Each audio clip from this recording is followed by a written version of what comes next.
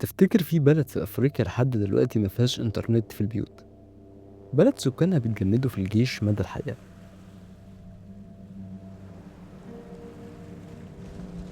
بلد موجودة على البحر الأحمر لكن مفيش حد يعرف عنها كتير.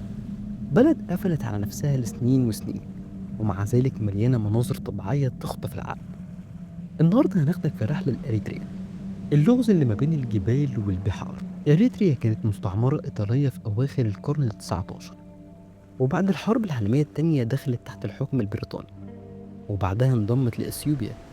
لكن الشعب هناك فضل يحارب لحوالي 30 سنة لحد ما خد استقلاله سنة 1993، ومن ساعتها البلد تحت حكم رئيس واحد.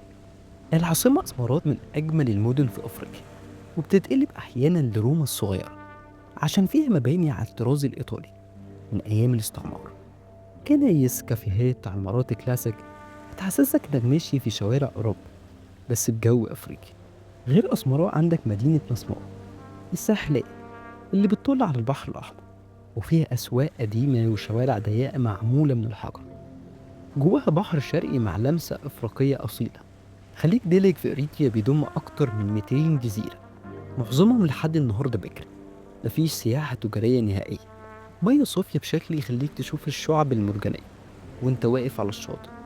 المكان ده جنة للغطاس والغواصين، ومشهور بالحياة البحرية النادرة.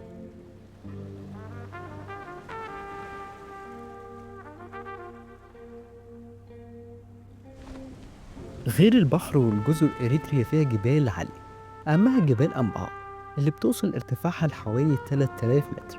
الطبيعة هناك مختلفة، وديان، صحراويات، ومزارع بسيطة، وده بيخلي البلد فيها تنوع مش طبيعي.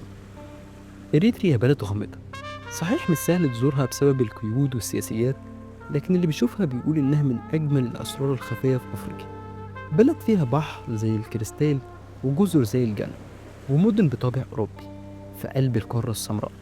إريتريا مش مجرد بلد، دي لغز متخبي ورا أبواب مقفولة. وبكده نكون وصلنا لنهاية الفيديو. يا رب يكون عجبك الفيديو.